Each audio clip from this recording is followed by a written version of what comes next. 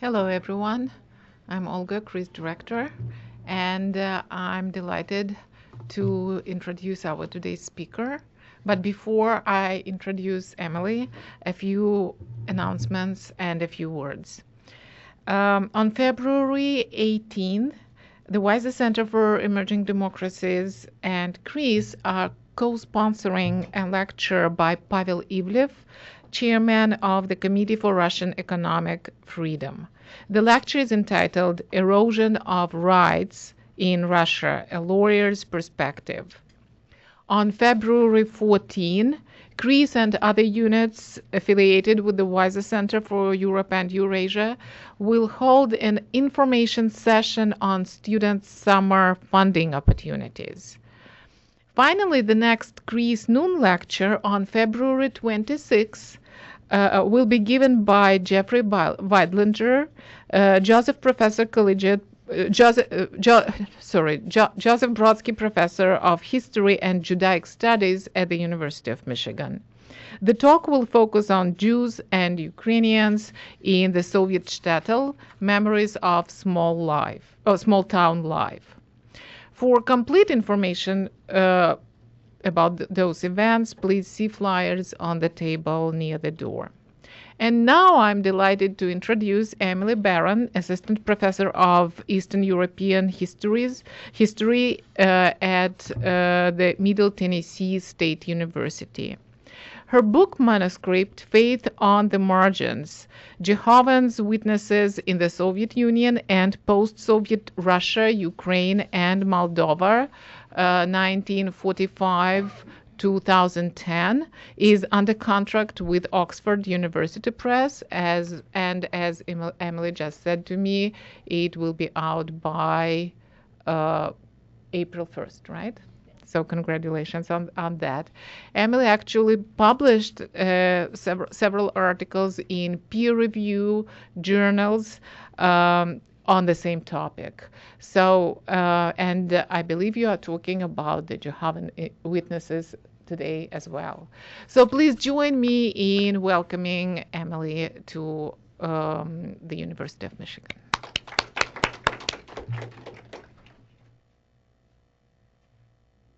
Okay, so I'm just delighted to be here, and thank you to Krista and Donna and Olga and everyone who sort of helped to make this possible, even if it is February and it is freezing, and I'm kind of regretting choosing that date. So my talk today will be about Jehovah's Witnesses in the Soviet Union, and in particular, how Soviet Jehovah's Witnesses resisted Soviet power, and really on a broader level, why this matters to Soviet history. And I'll just say that my research extends into the post-Soviet period in Russia, Ukraine, and Moldova, but I'm going to limit my remarks today just to the post-war Soviet period. But if you have questions on the post-Soviet context, I'm always happy to take them after the talk. So I want to begin today, let me see if I can figure out PowerPoint, with the story of just one Jehovah's Witness, Mihail Bokich. He's born in interwar Czechoslovakia in 1932, and hopefully I speak loud enough that I don't need the mic, so if I go around, it should be fine. Right around here, in the village of Bilacerkva, right on the Romanian border. But when he's born, it's in Czechoslovakia, right, because this is 1932. Now, 10 years later, his village is going to come under Hungarian occupation during World War II, and it's at this point that his parents both become Jehovah's Witnesses in 1942. 2 years later, the Red Army is going to arrive to liberate the village. And 2 years after that, in 1946, Mihail himself is going to be baptized as a Jehovah's Witness. Now, of course, when he's baptized, he's a Soviet citizen. His location hasn't changed during all of this, but the Soviet borders have. You can see on the map, this is a map of interwar Eastern Europe, and the shaded territories are all the lands that are going to be annexed by the Soviet Union as a result of World War II, and Mihail lives in one of these territories. At this point after the war, Mihail no longer attends school. He stopped going after the 6th grade. His father becomes an elder in the congregation. No one in the family obtains a Soviet passport. I'll come back to that a bit. Mihail, though barely a teenager himself, also has responsibility in the organization. He leads a sort of equivalent of Bible studies for children in the community, memorizing Bible verses, reading witness publications, etc. And during all of this, the neighbors are watching these activities, and very soon the authorities are too. In 1949, they arrest Mihail's father and several other elders in the congregation. The family is left with nothing. Mihail's mother contracts tuberculosis and dies in 1954. She never sees her husband again. And by the time Mihail's father comes back from his prison sentence, Mihail has actually already completed his own prison sentence for refusal to serve in the military. He's released as a result of a blanket amnesty that happens after Stalin's death in 1953. And when he returns home, rather than kind of laying low, he immediately returns to organizational work for the Witnesses, this time as an underground printer. He doesn't have any training, but he manages to sort of take what equipment is available, repair it, and he begins printing literature illegally in a bunker on the mountainside just a few miles from his family's home. In 1958, the authorities find Mihail and his bunker. He's arrested again. By that time, he was supplying literature not just for his territory right around the village, but for most of southwestern Ukraine and much of northern Moldavia. He's also been serving as an overseer for 3 local congregations, managing their work, their preaching work, their Bible studies, and their baptisms. When Mihail's arrested, other men take over where he leaves off. They're arrested soon after. Another man continues after him. He's shot and killed. Mihail spends 8 years during this sentence in a labor camp in Mordovia, and this is the first time I've got a picture of Mihail. This is during this prison term. Mordovia during this time had a special prison zone that was just for hundreds of witnesses. They'd concentrated hundreds of witnesses like Mihail in this zone in the 50s and 60s. In 1966, Mihail Bokic returns home, and he continues printing again and aiding the local congregations. In 1991, Soviet power ends in Ukraine. Mihail and other elders in his village build 2 kingdom halls. This is one of them. This is like sort of the equivalent of churches for the Jehovah's Witnesses. They built 2 of these for the now over 600 people in this village alone that had become Jehovah's Witnesses. At 81, he's less mobile, but he still tells his story to young people in the village. And he told me when I talked to him last summer that when he tells this story to young people, just regular young people in the village, they think it's just nonsense. It's too far-fetched to be true, but not the ones with witness parents, right? Because those witness families who remember these period and have a family memory of it, they would understand his story. So let's pick apart Mihail's story a bit and place it in a broader context. I titled the talk Weapons of the Watchtower because for me what makes Mihail's story so remarkable is not just that they're Soviet witnesses, and it's not just that they suffered and survived, and it's not just that there are more of them. It is the Witnesses' underground organization that makes their story particularly worth telling. And it's also what helps to set them apart from other dissenting Soviet citizens and other religious communities in this period. Now, the title obviously is borrowing from James Scott's classic study of how rural, seemingly powerless communities resist state power by using what James Scott calls, the weapons of the weak. They slow down at work, they doctor work reports, they feign illness, they might break tools, they write anonymous complaint letters, they spread rumors, they tell jokes at the powerful's expense. Okay, certainly Soviet citizens were doing some of these sort of weapons of the weak against the Soviet state. But what about the witnesses? If we return to Mihail, his actions don't really fit this model. He's not acting as an individual. He's acting as part of a highly organized underground organization. And equally important, Mihail doesn't act or think as if he's weak. In fact, he's directly challenging some of the state's most fundamental political laws about, well, first of all, not organizing an illegal underground network, not holding illegal meetings, not distributing or printing illegal literature. Everything he's doing is kind of a direct challenge to the state, and it's very active kind of resistance. And for this reason, witnesses like Mihail challenge our assumptions about what dissent in the late Soviet Union looked like.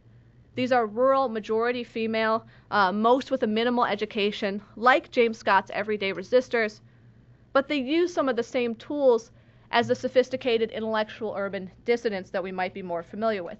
Underground literature, illegal study circles, international contacts, smuggling of information abroad. At the same time, there's also a big difference between the witnesses and dissidents, and it's not just one of location or of education. Unlike most dissidents, witnesses never really invest themselves in Soviet society at all. As a result, they're far less guarded about speaking out. The idea of being caught doesn't really bother them. To put it another way, in terms that our field sometimes talks about it, their private selves and their public selves really aren't very different at all. And equally interesting, witnesses saw conflict with the state not as some sort of regrettable outgrowth of an authoritarian system gone wrong. I mean, certainly they would like the authoritarian system to change so that they can worship freely, but they expect that's not going to happen. In fact, they expect persecution as a matter of course. Let me show you a photo given to me by a Moldovan witness who, at the age of 6, was awoken in the middle of the night by soldiers and packed into a cattle car with his family in 1951. They spent 2 weeks on that train, traveling into forced exile to a remote area of Siberia with minimal food or water, minimal medical care, and no bathroom. And this photo is taken shortly after their arrival. Now, why did the man show me this photo? It was not taken for me to understand their suffering. It was because for him, this was proof that they, the Jehovah's Witnesses, were the true Christians, persecuted by a satanic government intent on destroying God's people. So, again, the photo is not meant to show their suffering, because what are they doing in the photo? They're laughing, right? And that was his point. He said, actually, in an aside, he tells me that other members of his family who weren't witnesses were also persecuted in a similar fashion during this period. And he wanted me to understand that they cried a lot when this happened to them. And he said, the witnesses, nobody cried. Everyone is smiling because for him it was very important that I, as the historian, understood, how witnesses understood their own persecution, right, as something that is coming from their understanding of how the world is set up. Okay. Again, obviously then, the witnesses don't see their actions in terms of what we refer to as resistance, right? What do they see it as? For them, they're just living their lives in accordance with specific religious principles. However, as historians, we can still understand that their actions, however they conceive them, were nonetheless deeply political. And indeed, this is exactly how the Soviet state saw these actions. For the state, the witnesses aren't a religion at all. They're a fanatical, dangerous, anti-Soviet political organization. This is one of my sort of favorite anti-witness cartoons that's produced during the period. You've got a worker on the left and the sectarian, the Jehovah's Witness, on the right. And the worker says to the Jehovah's Witness, what is it that you Jehovah's Witnesses do anyway? And the witness says, anti-Soviet agitation. Oh, and if there's time left over, we pray, right? This is the kind of tenor of Soviet discourse on the witnesses throughout the Soviet period, right? Not as a religion, as a political organization.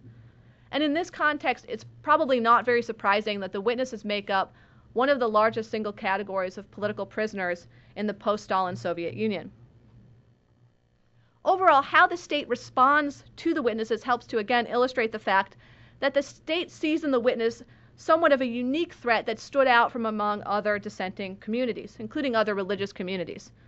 In particular, the state uses repressive tools against the witnesses that it doesn't use for other communities, or uses very sparingly. Let me talk about sort of the two big ones. First, the witnesses are one of only 2 religious communities subjected to what were called mass exiles under Stalin. The other is the true Orthodox Christians, but it's a much smaller exile. The witnesses is by far the larger of the 2 religious exiles. And this punishment, if you've heard about it before, was generally not for religious communities. It was for people assumed to pose some sort of political threat to the Soviet state. So in 1949, under Stalin, they deport several hundred witness families from Moldova, or from Soviet Moldavia, into Siberia. And then in 1951, there's a much larger second exile that rounds up more witnesses from Moldavia, but also Ukraine and the Baltic states and Belarus. And they're sent to these, you kind of see these shaded regions on the map. These are the locations, very far from settled territories. So first, the state uses mass exile against the witnesses. It doesn't do this generally for other religions.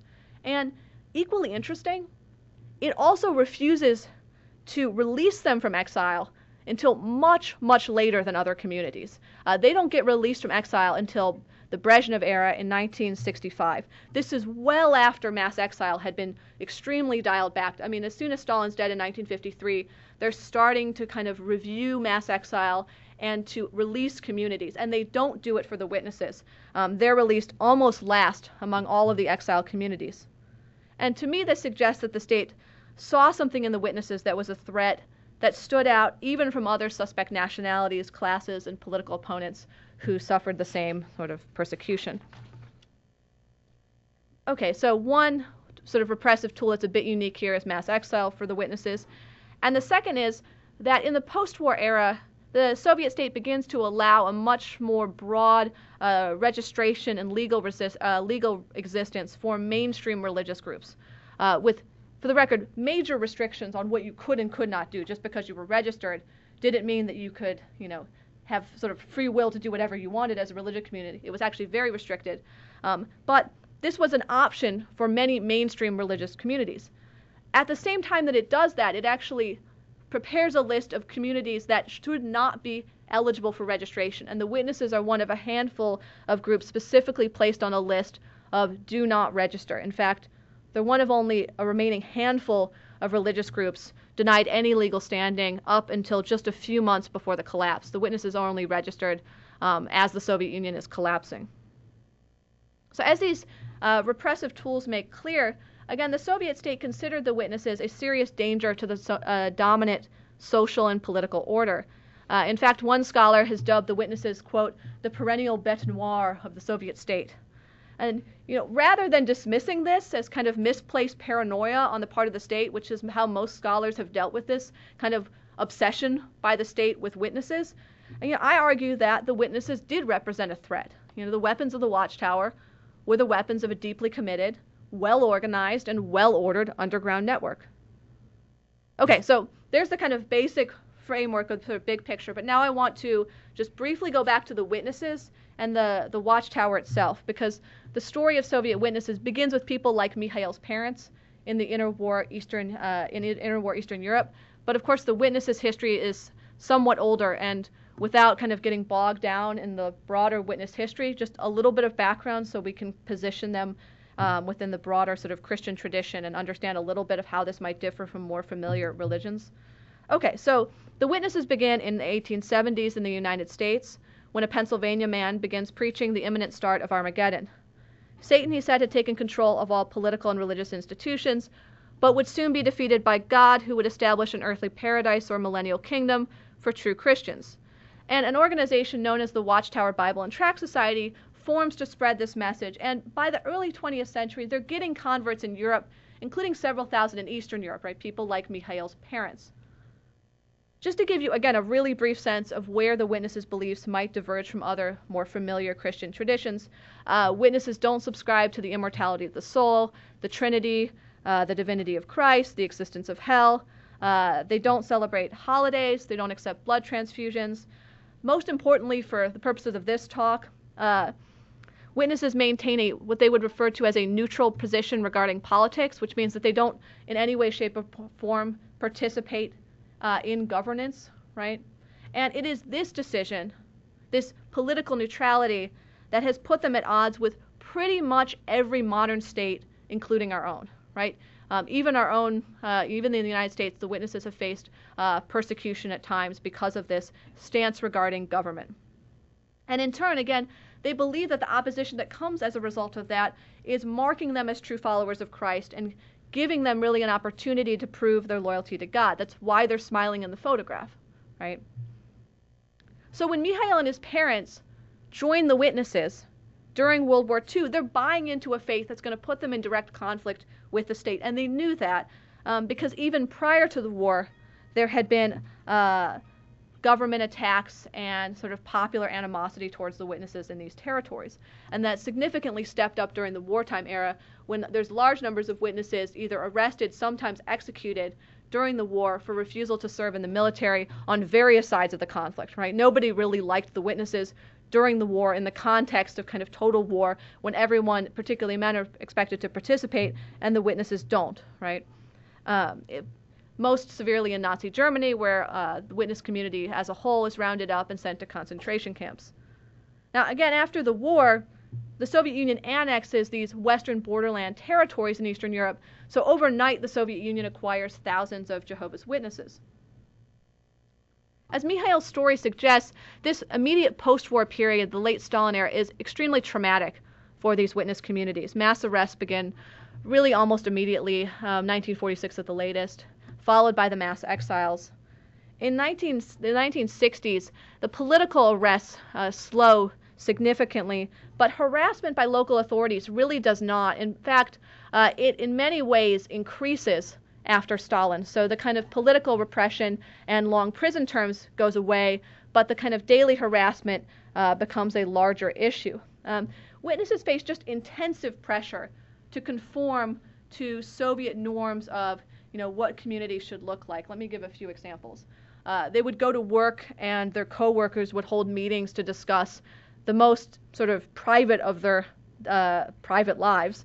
Local journalists similarly published, if you lived in a community with witnesses, you would have seen lots of articles about what your witness neighbors were doing, including the most mundane of activities, right, meant to sort of shame them. On a more direct level, party agitators would host lectures, film screenings, talks, to try to denounce witnesses' beliefs, practices in front of the community. And perhaps most directly, school teachers, colleagues, and neighbors would come to witnesses' homes to try to convince them to essentially convert to atheism. Again, witnesses may not have faced long prison sentences for the most part during this period, but they do face fines, harassment, interrogation, public scorn, job discrimination, educational discrimination, and sometimes loss of custody of their children. And some, particularly men, do continue to circulate through the prison system, particularly for the issue of military service. Despite all of this persecution, the witnesses are surprisingly resilient. They've got kind of steady but slow growth through the entirety of the Soviet period, so that by 1985, numbers are real hard here to kind of determine exactly how many witnesses we're talking about, but the most conservative estimates that you could give of active adult baptized members would be about 25,000 in 1985, easily double that by 1991. And to give you just a sense of the growth since the collapse, there's almost 400,000 witnesses in the former Soviet Union now. So quite a dramatic increase. All right, so how did the witnesses get to that point, right? How did they manage to kind of maintain or even grow their communities during this period of persecution? Again, returning to the weapons of the Watchtower, I want to now examine what the underground organization is doing in closer detail. This is, again, a vast, rigidly hierarchical network. It's founded on, at the base, hundreds, later thousands of what in the Soviet period were known as circles, but we might term Bible study groups. Oftentimes just a family unit or a family unit plus neighbors who would meet at least a few times a week to discuss the Bible and Watchtower publications. And then several of these circles would form a group, several groups would form a circuit, several circuits a district, and then at the top of all of this was something called a country committee led by an individual. And at each of these sort of rungs, each of these circles, groups, circuits, districts had a servant who would be in charge of overseeing that unit, right? And they would report up the chain of command. As you can imagine, when you try to visualize this, this system leads to just an extraordinary degree of uniformity and cohesion among believers. When a witness, knocks on your door here in the United States, right? You answer, hopefully, right, because you're a nice person, and you might answer not interested. Well, that information goes on a card, and then that is given to the congregation, and that again goes up the hierarchy through to the international headquarters in New York, which is going to use it to compile annual statistics, right, of how much preaching work is done in a given year, okay? Soviet Jehovah's Witnesses are doing the exact same thing. They do something you generally don't do if you're an underground illegal network, which is paperwork, lots and lots of paperwork. They loved records. And then all of these records are being carefully smuggled first into Eastern Europe and then out to New York. This is a slide of just two of those reports.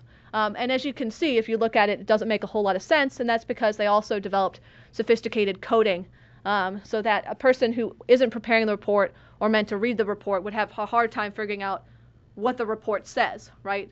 Because the columns would refer to different things such as numbers of hours spent in the preaching work, number of meetings held, number of baptisms, etc. And again, this would limit how much if a person was arrested they could possibly give out on the organization. And my next slide demonstrates, this is just like a propaganda poster of one hiding place that a witness had underneath their house for keeping reports. This seems fairly sophisticated, but it actually was fairly typical for witnesses to have at least some place in their home to hide illegal literature, a Bible, and of course, if they were a member of the organization in some sort of official capacity, reports and other sort of pertinent materials. Now, at the same time that all of this information is being smuggled abroad toward the international headquarters in New York, a much larger wave of illegal literature and instructions from Brooklyn, which was the center at that point, was being smuggled back in. And this is where Mihail and these other sort of underground printers come in, because the literature has to be reprinted in all of these dozens of underground printing bunkers and presses run out of all parts of the Soviet Union. And just so we're clear, these are not like small-scale amateur operations. Many of them had electric generators, they had ventilation systems, people would work in them underground day and night. In the Moldavian village of Hlina, one witness sets up a printing bunker under his shed in his backyard, and when that one's discovered, it's got reports from the entire 15 circuits, it's got records from the country committee, it's got financial documents, it's got multiple typewriters, all sorts of printing equipment, issues of the Watchtower in many languages, et cetera, right? So these are very sophisticated operations. And again, this was done very carefully to conceal people's identities so that everyone else in the congregation wouldn't necessarily have known what was going on with these bunkers. In fact, there's a great story of one witness who says that it was really hard for him at the time because he was serving, day and night in one of these printing bunkers, and so he wasn't attending many meetings in his circle, and his circle thought he was kind of like not that great of a witness because he, why do you keep missing our meetings? And he said, I couldn't tell them, obviously, that this is what I'm doing with my time because, there was no need to expose people unnecessarily to risk. Now, for the record, the Soviet state, particularly in the late 40s, 50s, is pretty good at finding these. They shut down a lot of them. During this period of time, people like Mihail are arrested, sentenced to long prison terms. But even in that period, when they're most intensively trying to root them out, they never really get rid of all of them. They're never able to really close off access to literature. And after Stalin, they also have other ways of getting it in. The most dangerous is obviously sneaking it across the border. Some witnesses die doing this. Later, foreign tourists would get visas, bring it in, smuggle it that way. They mailed it in large quantities, figuring some of it might get through. Undoubtedly, some of it probably did. And then once it's in, they use all sorts of methods to print it. Mimeographing machines, tape recordings, hand-copied versions, tiny miniature matchbox versions that could go into prisons. And beyond that, there's dozens of other witnesses serving as translators because once it's in, once it's printed, then it goes into all of the major languages of the Soviet Union for distribution. There's a party meeting about atheist work in Ukraine in 1959 where the leader is kind of complaining. He says, look, I'm kind of in charge here of sending out my guys to, agitate to witnesses, right? And none of my men have any access really to Christian commentary. So in short, they don't know what they're talking about, right? Because we don't have any books available for them on Christian sort of theology. And meanwhile, he notes, I've got these witnesses in my community who are apparently distributing Bible commentary all over the place, so why can they get it and, my men can't legally? In fact, the success of the organization during this period is such that it creates a problem in the Brezhnev era when the state decides it's going to try a new strategy. It decides that not registering the witnesses has actually been counterproductive because one of the reasons to register is so you can tell what the organization is doing. If you don't register it, the problem is then it's secret and you don't have as much understanding of what's going on.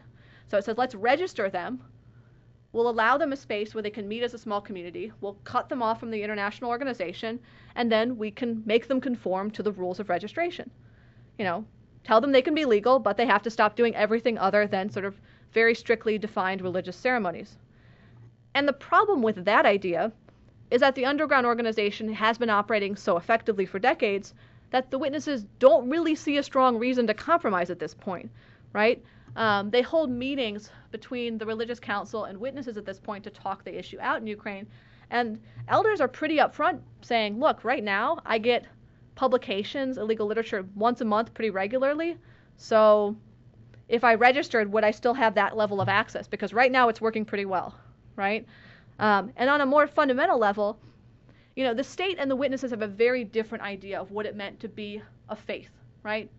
Some people have referred to the registration issue as kind of the domestication of religious belief, right? That the Soviet state was kind of becoming somewhat comfortable with religion as long as it stayed in the home or in a very specially designated church, and it really doesn't do anything else. And for the witnesses, this isn't their understanding of faith.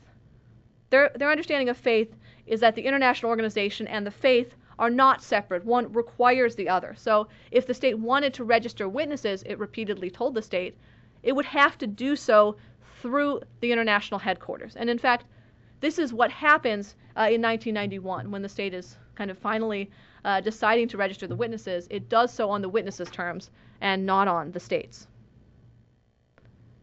The great lengths to which witnesses went to smuggle, reprint, and distribute all of this literature speaks to its extraordinary importance in their faith. No matter where you are in the world, probably you've seen a copy of their magazine, The Watchtower, right? How many people have seen a copy of The Watchtower, right? This is what, if you've again met a witness door to door, you may have been given a copy. If in the Soviet Union, it would have looked a little bit different because it doesn't have like the colored pictures. It would have been just a sort of formal type document. This is one from Ukraine. Now, witnesses, however, don't distribute this door to door, and that's all that they do with it. This isn't just a sort of conversion publication. In fact, the study of each issue is the basis for many of their religious services. So if you were to go to the Kingdom Hall which Mihail has built, you would see them studying an issue of the Watchtower as part of their religious faith and their service, right? So for witnesses, sustained separation from this text was really not sort of thinkable. They needed that magazine to practice their faith. And moreover, they felt that Soviet Christians who simply prayed in secret in their homes were not really Christians, right?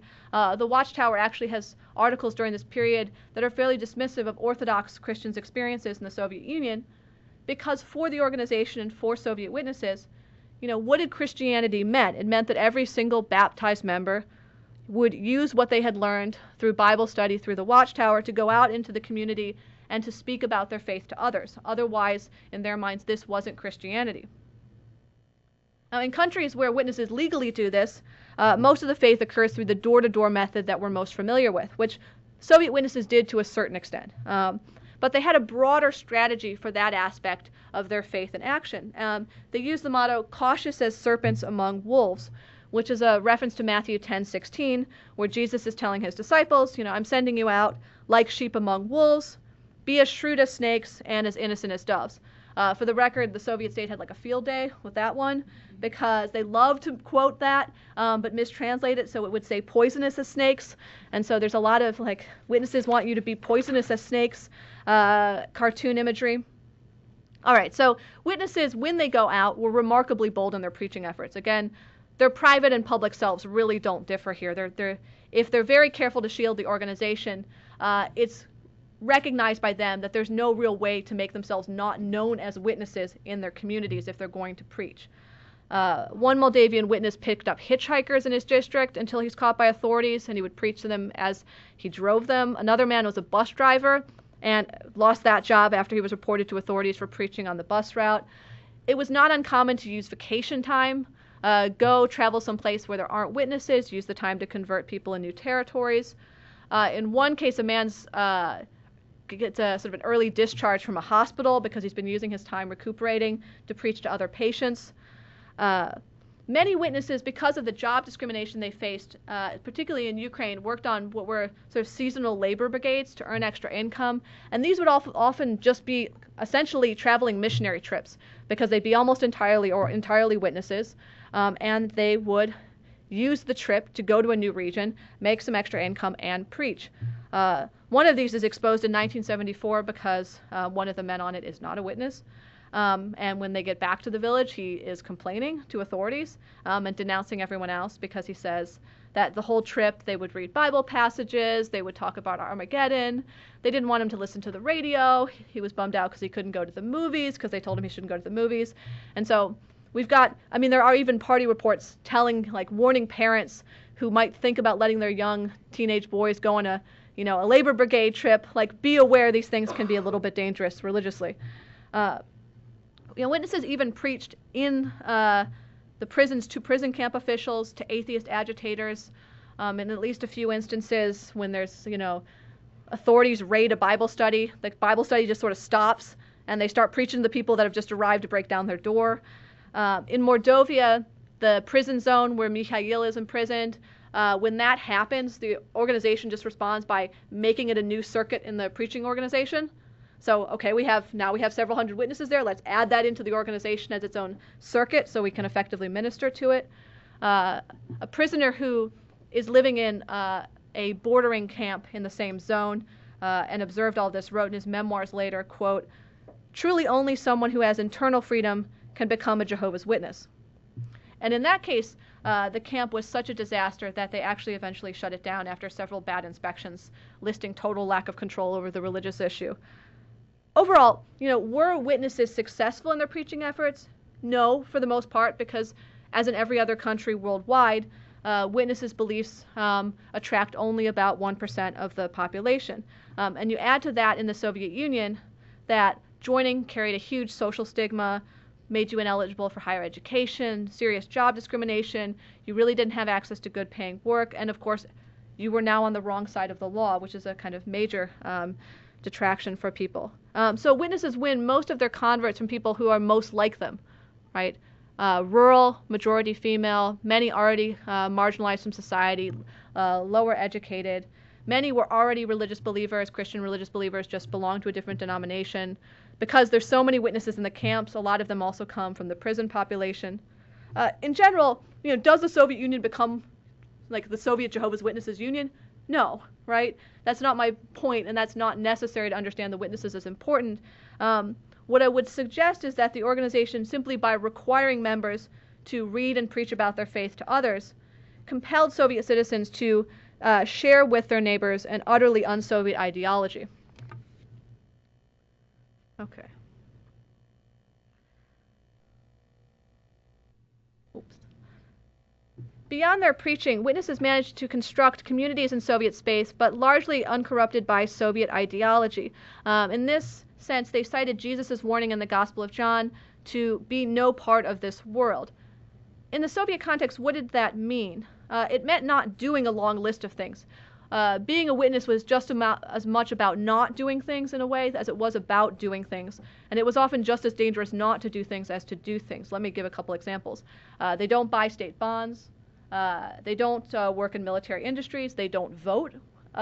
Or if they do, they write in Jesus Christ or Jehovah. They don't join the military. Remember, military service is universal.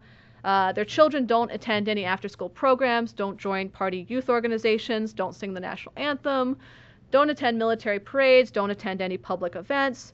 To quote a Soviet housing manager who denounces his tenants as witnesses, Soviet witnesses lived, quote, as though Soviet power did not exist for them.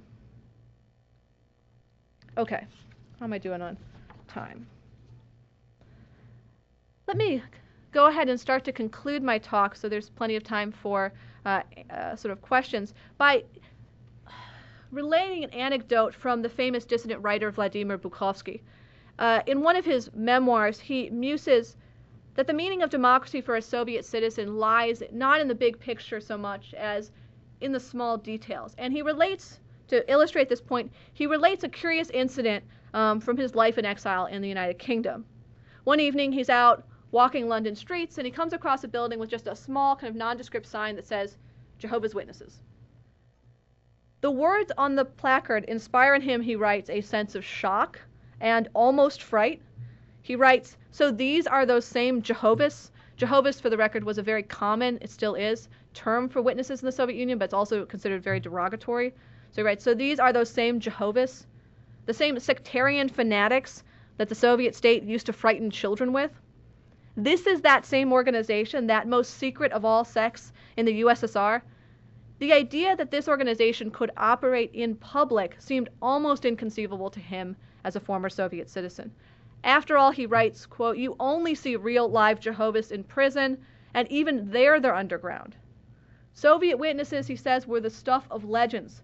Folks used to say that even a witness in a punishment cell in the strictest of prisons could still manage to receive the latest Watchtower issue from Brooklyn. This power inspired, he says, an almost mystical horror in authorities. Yet, here they are, he writes, on a street in London with their simple sign. he struggles to find a metaphor that would make sense to us as a Western audience. He says perhaps it would be equivalent to walking past a building that read Cosa Nostra Limited, Mafia Headquarters. Seeing the witnesses in public, where, as he puts it, anyone could stop by for a cup of tea, was no less jarring to him as a Soviet citizen. Like Bukovsky, the Soviet state spoke about the witnesses in the language of superlatives. It was the most secretive, the most dangerous, the most fanatical, and therefore the most undeserving of respect or legal standing. The society and its Soviet leadership were presented as criminal deviants who duped uneducated, vulnerable citizens into joining their illegal organization, and Bukovsky certainly got the message, even if he's later questioning it. But even somewhat sensationalized, I would suggest that the witnesses lived up to much of the overblown Soviet rhetoric. They are far from passive victims. In fact, they actively resisted state attempts to destroy their communities. Witnesses demonstrate how religion provided some Soviet citizens with powerful weapons against the Soviet state. They gave citizens an alternative belief system, they gave them a religiously motivated critique of Soviet power, and for those citizens who joined, they offered communities and culture outside of the official order. So thank you, and I'll conclude there.